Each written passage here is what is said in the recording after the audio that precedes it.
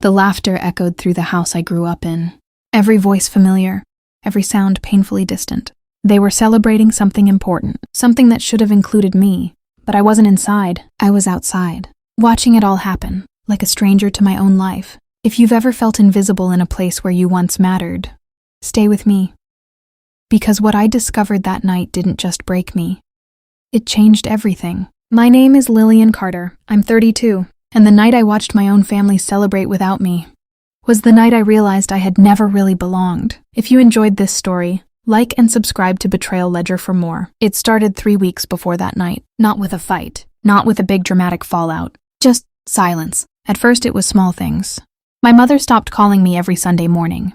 My sister, who used to text me 10 times a day, suddenly took hours to reply, then days. My younger brother didn't answer my calls at all. I told myself they were just busy. People grow up, life gets complicated. That's what I kept repeating in my head. But something felt off. There's a difference between distance and being quietly removed, and I was being removed. It was a Thursday evening when I noticed the first real sign. I was scrolling through social media, mindlessly, until I saw a post that made my stomach drop. A family photo. My entire family was there. My mom, my sister, my brother, even my aunt and cousins, all dressed up, all smiling. And in the caption, my sister had written, "So proud of everything we've built together. Family is everything." I stared at it for a long time. Because I wasn't in that photo, and I hadn't even known they were together. I didn't confront anyone right away. Instead, I did what most people do when they're scared of the truth. I made excuses. Maybe it was last minute. Maybe they forgot to tell me. Maybe it wasn't a big deal. But deep down, I knew. Families don't forget people they care about. A week later, my cousin Emily accidentally called me. She sounded surprised when I picked up. "Oh, Lillian, I thought you'd be here already." My heart skipped. "Where?" There was a pause. Then she said something that changed everything. "The celebration. Your mom's house, tonight." I didn't say anything for a few seconds. Because suddenly, everything made sense. They weren't just distant. They were actively excluding me. I should have asked questions. I should have demanded answers. But instead, I drove there. I parked across the street from my childhood home, the same house where I learned to walk, the same house where birthdays used to feel magical. And now it felt unfamiliar.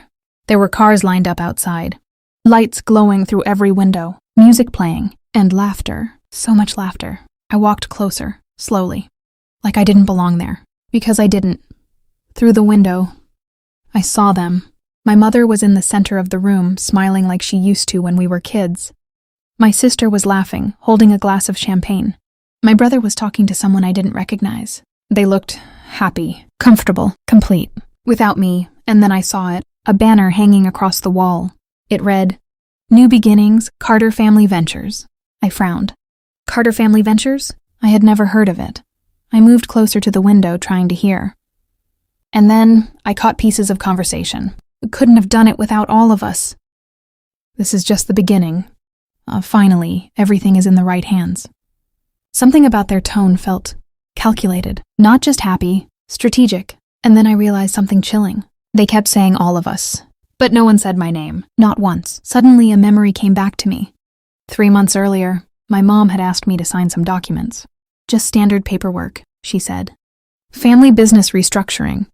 I trusted her. I didn't read everything. I signed, standing outside that window. Watching them celebrate, it hit me. This wasn't just a party. This was a launch. And I had been removed from it. My phone buzzed. It was a message from an unknown number.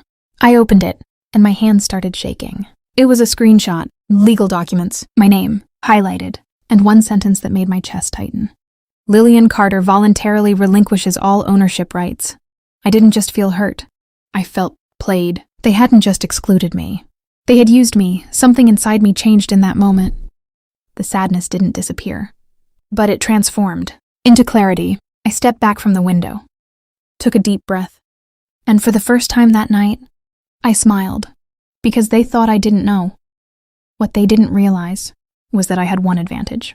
They underestimated me. I didn't walk into the house. Not yet. Instead, I got back in my car and drove away. Over the next few days, I started digging. Every document, every transaction, every signature, and what I found was worse than I expected. The business they were celebrating, it wasn't new, it was mine. Or at least, it used to be. A week later, they held another event. Bigger this time. More people, investors, partners. And this time, I was invited. A formal email. Cold, professional, like I was a stranger. I showed up, dressed in black, calm, composed, and completely ready. When I walked in, everything shifted. Smiles faded. Conversation stopped, because they didn't expect me to come. My mother approached me first. Her voice, controlled. "Lillian, we didn't think you'd make it." I smiled. Yeah, I figured that. I didn't raise my voice.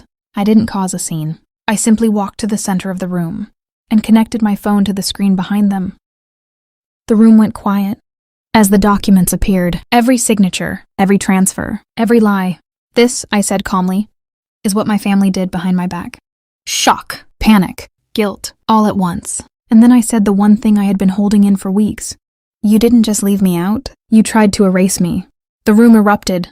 Questions, confusion, whispers, but I didn't stay to watch. Because for the first time, I wasn't the one outside anymore. I lost my family that night. Or maybe I realized I never really had them. If you've ever been betrayed by the people you trusted most, you know this kind of pain doesn't just disappear. But neither does the strength you gain from it. And sometimes, being left out is exactly what saves you.